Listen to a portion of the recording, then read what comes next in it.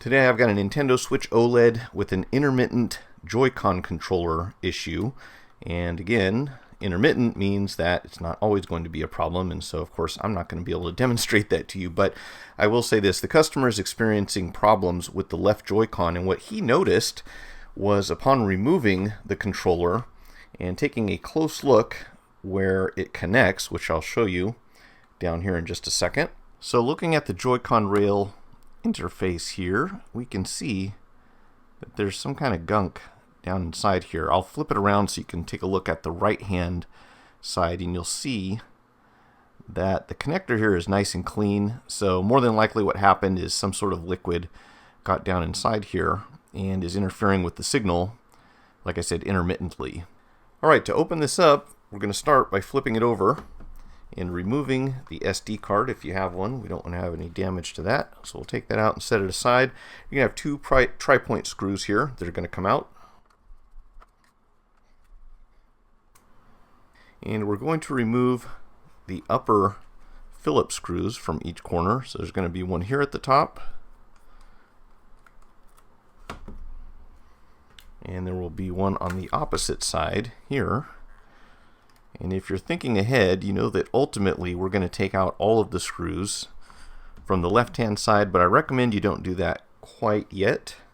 And by the way, you'll notice something else about these screws. The upper screws will have thread lock on them. The ones that are down here in these locations do not. Okay, so once we've got those out, we've also got two screws down here and one right here. These are all Phillips.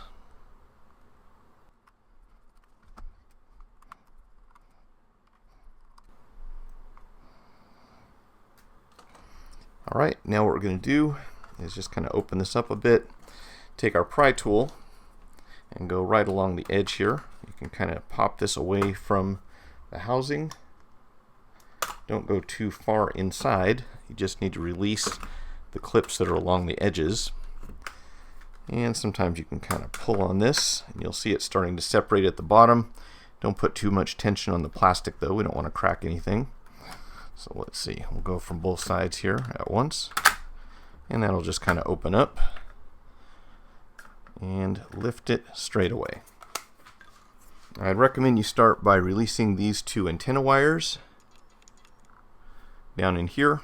You don't want to pry on the wire. Get underneath the metal piece and very gently lift it away from the motherboard, like so. And do take note of the way that these things are oriented on the inside. Now we are going to have to take off this metal panel, so there are a number of screws that need to be removed from the back side. The one that's tricky to see is actually underneath the wire over here. So we'll start up here at the top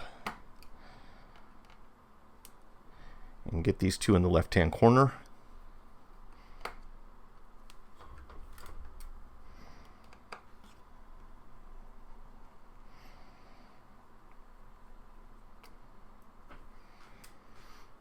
And then if you kind of maneuver this a bit, I'm going to have to get behind this wire, so be careful with that.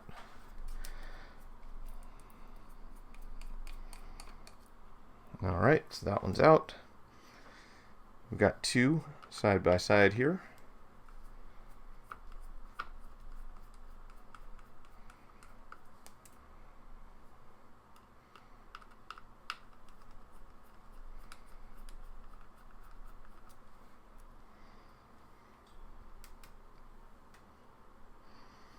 One over here.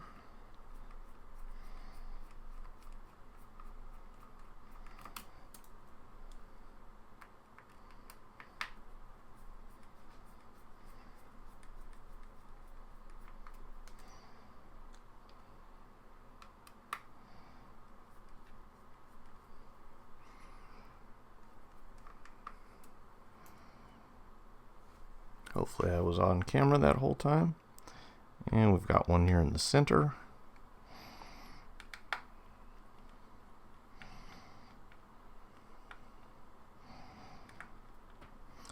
So we've got a total of 9 screws that come out. 1, 2, 3, 4, 5, 6, 7, 8, and 9. And one step here we're going to have to take is to remove the adhesive behind this antenna. So if you put a bit of rubbing alcohol, that tends to help a bit. And we're just going to pry right underneath the edge of this, because this wire that runs along here is kind of tucked into a space here that I can really only demonstrate better than try to explain it. So we'll try to get underneath this, separate it. Need a better pry tool. There we go. Okay, so you just want that to be unglued from this adhesive strip. And you can probably not really see this, so let's go into the scope again. And we've got this antenna wire that comes in. It's kind of tucked underneath this little tab here. And then another one over here at the top. So if you just kind of gently lift this over here, and then get it out from underneath there. Let's see. Okay, that's going to release it. And now we should be able to remove the rear panel, just like that. We'll set that aside. And we put this back together. I'll refresh the thermal paste along this area here. But for right now, we want to disconnect the battery. So just to make everyone happy, I'm going to use a plastic tool this time. And you want to very carefully get underneath here. Don't pry too hard on one side or the other. But we're just lifting it straight up like that. We are disconnected, and with any luck, what we should be able to do is lift up the board enough to get this cable to go underneath. So I'm going to recommend that you remove 1, 2, 3 screws here.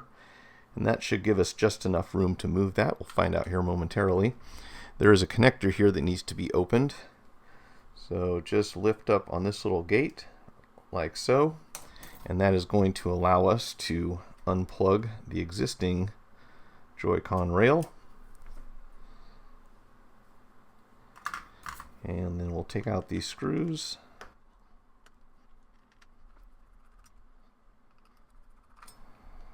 Okay, and let's try to unthread this before we take out all of the hardware. So, let's see, are we stuck under there?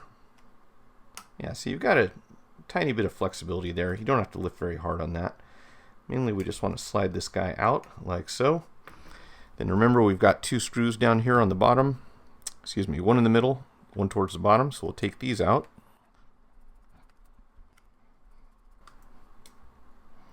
And now we can release this piece, and we're just going to swap it over to this one.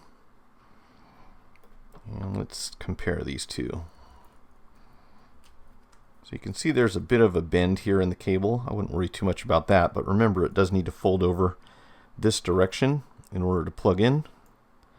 So we're going to try to crease it at about the same spot that this one has, just to make life easier. Just a very slight crease to it, like so. Get that out of the way, and we can go ahead and attach. Put our 2 screws back in, and I think you got it from here, but I'll go ahead and record the rest of this in case you need any references.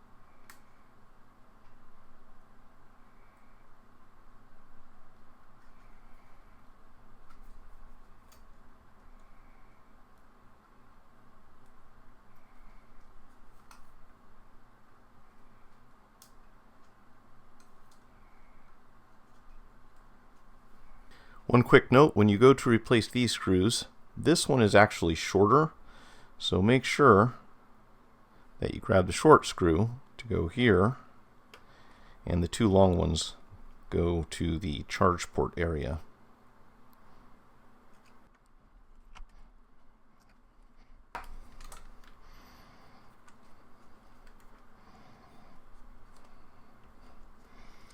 Alright, let's do a test run and make sure this Joy-Con is working.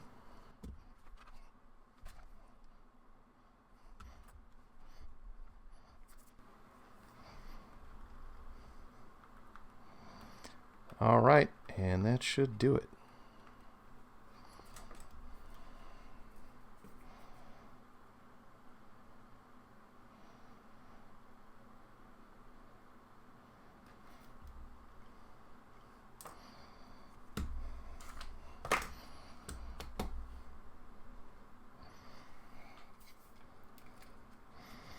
Okay, before we thread this antenna into place, I'm going to put a few of the screws back in just to make sure everything lines up properly.